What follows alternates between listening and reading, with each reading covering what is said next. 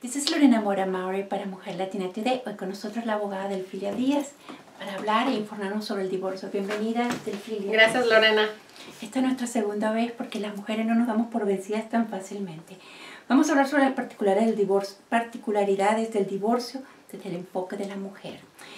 Pero primero vamos a hablar acerca de los mitos, porque nosotros tenemos muchas preguntas y como que hay muchos miedos, ¿no? Y esos son los mitos del divorcio. Háblanos un poco sobre el divorcio y sus mitos.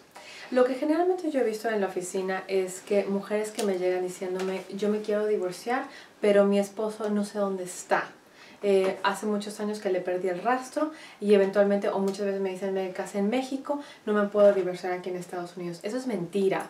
Uno se puede divorciar aquí en Estados Unidos sin importar en dónde tú te hayas casado, convenciones internacionales que reconocen el matrimonio en otros países, y sin importar dónde está el esposo. Se puede notificar por edictos, por publicaciones en un periódico de la corte, o se le puede mandar la notificación de la demanda a su domicilio últimamente conocido, el último que se conoció. Si esto no funciona, hay otras formas, pero en Estados Unidos no te pueden negar la imposibilidad de no divorciarse. El otro de los mitos que generalmente tengo en la oficina es que me dicen, tengo que comprobar una razón por la cual yo me quiero divorciar. En México y en otros países de Latinoamérica tenemos que comprobar causales de divorcio, infidelidad, abandono de hogar, lo que ustedes quieran. Y uno lo tiene que comprobar. En Estados Unidos no hay tales. Uno ya no quiere estar con esa persona, uno levanta la mano y dice yo me quiero divorciar. Y se puede divorciar. La razón, la que usted quiera. Simplemente incompatibilidad puede ser suficiente. Entonces hablamos de ese, y mi esposo es ciudadano americano. Otra de las cosas que me dicen las mujeres inmigrantes en Estados Unidos es que me dicen, mi esposo es residente permanente o ciudadano americano. La corte no me va a reconocer los derechos como madre o no me va a querer dar bienes porque yo no tengo derechos en este país. Incorrecto. Las cosas de inmigración en los lados, en los casos en las oficinas y en la Corte de Inmigración, los casos de divorcio, de relaciones domésticas en las cortes locales no se van a estar interponiendo y averiguando acerca del estatus inmigratorio, o no deberían. Y cuando tienes un juez que se está metiendo en cosas de inmigración para poder reconocer los derechos de una madre, incorrecto, se tiene que parar ahí mismo, porque uno no quiere decir que porque uno sea inmigrante sin documentos, no eres madre y no tienes derechos a tu hijo, o te lo tienen que quitar. Separación y divorcio. Dime las diferencias, y cuál es la diferencia, y defínemelos para poder nosotros entenderlo mejor. Divorcio es la pelea, lo que generalmente nosotros tenemos entendido como vamos a un juicio, tenemos que exhibir pruebas y nos vamos a pelear. ¿Okay? Este divorcio puede durar 1 año, 2 años, 5 años o 5 meses. Es dependiendo de qué tanto quieran luchar las partes. La disolución es un acuerdo. El matrimonio es un contrato. Entonces uno entramos por voluntad propia y uno podemos salir por voluntad propia. También como nos casamos, felices y contentos, nos podemos divorciar. No tan felices, pero podemos de hacerlo. Tratar de hacerlo lo más fácil, ¿no? Civilmente. Entonces, en ese acuerdo, por ejemplo, cuando hay niños, se hace una separación de bienes, un acuerdo de separación de bienes, y cuando existen niños, es un acuerdo de custodia. Entonces, en el acuerdo de custodia va todo lo relacionado con los niños. ¿Cuántos días los va a ver el padre que no está viviendo primordialmente? ¿Cuándo se va a pagar de manutención? ¿Quién los va a declarar en los impuestos como dependientes? ¿Qué se va a hacer con los gastos que no están cubiertos con la manutención de los niños? Como los gastos médicos, algunos viajes que nos va a estar pagando. Se puede incluir todo. Es como un contrato. Estamos acordando cómo nos vamos a disolver el vínculo matrimonial. Entonces, puedes ahí poner todo lo que tú quieras. En la separación, eso es lo más difícil. Ponerse de acuerdo, obviamente teniendo en cuenta que la relación ya está fracturada. ¿Pero qué ocurre cuando...? Bueno, entonces esa es la disolución y divorcio. ¿Cuál es la mejor opción que tiene que tener la mujer? Dependiendo del caso en específico. Entonces, por ejemplo, si el marido le está diciendo yo no te voy a pagar absolutamente nada, no te voy a pagar manutención de esposa, y la mujer ha estado trabajando en la casa, porque si uno está trabajando simplemente no está percibiendo ingreso, pero está cuidando a los niños, ha renunciado completamente a su profesión, y el marido le está diciendo no te voy a dar absolutamente, no voy a estar de acuerdo en firmar un acuerdo de separación con manutención para ti. Ahí es evidentemente que si la esposa quiere pelearse tiene que ir a un divorcio. Si lo tiene que discutir, o si el marido le está diciendo yo no te voy a pagar absolutamente nada de manutención de niños.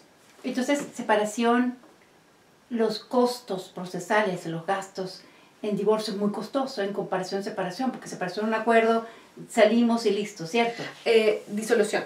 La separación es solamente cuando decides con la corte jurídicamente que ya no son, los bienes ya no se van a estar conjuntando, pero no estás disolviendo el vínculo matrimonial. Estábamos comentando... Entonces puedo estar casado y disolver el vínculo matrimonial, o sea, tus bienes y los míos, pero te podemos estar todavía casados. Exactamente. Interesante. ¿Y por qué lo quisieras hacer? En el contexto de las mujeres inmigrantes, tú estabas comentando un ejemplo acerca de ellos vinieron, inmigraron una pareja y están tratando o ya están divorciados. Entonces, la visa laboral de la mujer era dependiente del hombre. Entonces, en el momento que se rompe ese vínculo, la relación entre el esposo y la esposa, entonces la mujer queda en el limbo. Entonces, en ese proceso se pudo haber tramitado una separación en vez de una disolución o divorcio, que la separación lo único que hace que permanezca es la relación marido y mujer. Claro. Pero ya no siguen compaginando los bienes. Porque el matrimonio generalmente todos los estados dicen, vamos de hoy en adelante a tener un vasito. Yo echo $1, tú echas $1 y el dólar es de los dos. Entonces, en el momento que hay que separar y dividir las cuentas, hay que sacar absolutamente todo lo que pusimos, incluyendo las deudas, y hay que dividirlo a la mitad. Entonces vamos a hablar, ya hablamos lo de divorcio, disolución. Vamos a ver los aspectos, porque son los aspectos económicos, de manutención, los acuerdos pronunciales, custodia. Pero vamos a hablar con el primero, en la parte económica y financiera. Lo acabas de hacer una explicación, pero vamos a hablar acerca de la orden de restricción en cubrimiento de bienes. ¿Existe eso? Sí, cuando tú interpones una demanda de divorcio, porque ya estás estableciendo que nos vamos a pelear, tú vamos a proteger los bienes y voy a proteger la disolución, es decir, que me escondas los bienes y que te gastes todo lo que queda. Entonces se congela. Y entonces lo hacen así, no es que la corte va a estar vigilando todo eso, pero ya hay una orden que le dice a la otra parte. Prohibición de enajenar y grabar, algo así de ventas. Exacto. ¿Para qué? Para que no me estés ocultando en cierto momento lo que yo tengo derecho.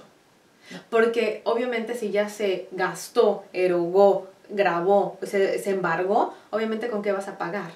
Y muchas veces por despecho, en ese momento puedes empezar a hacer las tarjetas de crédito. Entonces también hay una restricción en incurrir en más deuda. Hasta aquí es lo que te corresponde. Todo lo devengado durante el matrimonio es de los dos, eso ya lo hablamos, inclusive carros, casas, cuenta de ahorro, retiro de bienes, todo se divide como dijiste. Generalmente, hay algunas, en Estados Unidos es muy difícil porque eso es estado por estado, pero generalmente la mayoría de los estados dicen todos de los dos en el momento que se casan. Vamos a hablar de la manutención.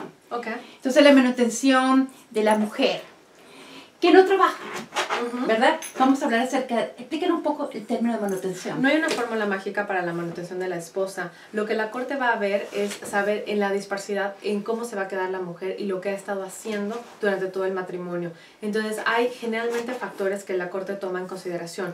Uno es la duración del matrimonio, qué experiencia tenía la mujer laboralmente o el esposo muchas veces, ya se está dando que el esposo se queda en casa, cuál es la educación del esposo o esposa y qué es lo que le tomaría para poder eventualmente tener la misma calidad de vida que estuvo durante el matrimonio. Entonces no hay fórmula mágica. Custodia. Vamos a hablar de la custodia, que es la parte más difícil, porque es muy fácil llegar a un acuerdo, pero los padres o las madres mantener este acuerdo es difícil. Pero háblame de la custodia. Para empezar, ¿qué es custodia? Es el derecho y obligación de un padre para el hijo. Cuando se tiene la custodia es el poder manejar a los hijos. Entonces, cuando un padre no tiene la custodia, ese padre funciona como tío. ¿Okay? Entonces, cuando uno está tratando de pelear la custodia, está tratando de pelear ese derecho que tiene uno de mandar y de responsabilizarse con los niños. Entonces, generalmente, cuando hay hijos que nacieron en el matrimonio, los dos tienen derechos y obligaciones. ¿Okay? En un acuerdo de separación, de disolución, generalmente se parten los niños. Bueno, simplemente se establece que un padre va a ser el residente. Eso quiere decir con quién va a estar viviendo más la mayoría del tiempo los niños, y al otro padre es el que se le va a estar dando las visitas. Entonces, eso es la regla de la custodia, de la visita. Pero hay una cosa que queremos hablar, los acuerdos de manutención y de custodia se pueden cambiar. Sí, pero es difícil. Las cortes generalmente en Estados Unidos no los van a estar dejando cambiar nada más cuando quieran y porque quieran, porque lo que va a suceder es que en esas situaciones de divorcio todas las personas van a estar yendo a hacer peticiones cada mes. Y entonces van a estar gastando recursos judiciales. Entonces las cortes han puesto un límite y han dicho, me tienes que traer circunstancias suficientes que ameriten el cambio en todo lo que ya dijimos en la corte. ¿Y un procedimiento costoso, complicado? Pues sí es complicado porque obviamente tú tienes que tocar otra vez la puerta de la corte para que te dejen entrar y eventualmente tú puedas discutir lo que tú quieres. Es decir, si el esposo tiene un bono o ha tenido un incremento salarial, tiene que ser suficiente para que la corte diga, esto es cambio de circunstancias para incrementar la manutención de los niños. O muchas veces el papá dice, ya quiero reducirlo porque estoy ganando menos, pero menos es cuánto. La corte no nos van a estar dejando simplemente cambiarlo arbitrariamente cada vez que nosotros queremos cambiarlo porque alguna pequeña cosa cambió en las circunstancias de la pareja. Un caso, yo sé que cada caso es en particular, solamente estamos colocando un ejemplo porque muchas mujeres que me contactan a mí tienen unos problemas y los problemas que nosotros, que nuestros esposos de pronto han venido para acá por una visa de una corporación y las mujeres hispanas la mujer está aquí y su visa está anexa, agregada o es parte de la visa de su esposo. ¿Qué pasa con el divorcio en esos términos? Y si el divorcio se tiene que hacer aquí o se divorcia uno en el lugar de origen, no de residencia. Tú te puedes divorciar en donde tú quieras. Yo sé algunas particularidades de México. Te puedes divorciar en México con un poder, ¿ya? Sin embargo, tú también eres residente. Tú vives aquí. No eres residente permanente, pero a lo mejor tu residencia aquí está en Estados Unidos. Y algunas cortes pueden tener jurisdicción sobre ti. ¿Okay? Si a lo mejor solamente estás temporalmente aquí o la visa es temporal, sí, pero tienes que tener, generalmente son 6 meses en donde tú te tienes que estar divorciando. ¿Algún mensaje quieres compartir con las mujeres que gracias a ustedes estamos entrevistando del Filia hoy? Porque nosotros con mayor información somos más poderosas. Claro, no se sientan oprimidas y busquen ayuda legal. Si algún abogado no les parece o no les convence, es como los doctores, tienen que encontrar un abogado con los que ustedes se sientan confiadas y que sientan que están velando por su mejor interés. El divorcio es algo muy, muy difícil y lo que queda establecido en los documentos va a dictaminar lo que va a ser el futuro del resto de sus vidas para ustedes y para sus hijos. Entonces no se sientan oprimidas porque el marido generalmente es el que trae el dinero y es el que puede pagar el mejor abogado. Ustedes no tienen que ser presionadas por esto y tienen el tiempo razonable para buscar una persona que las pueda ayudar. Para concluir, cuando una persona se divorcia y el esposo se niega a cumplir las órdenes de la corte, ¿qué puede hacer la mujer? Poner una orden, poner una petición tratando de sancionarlo.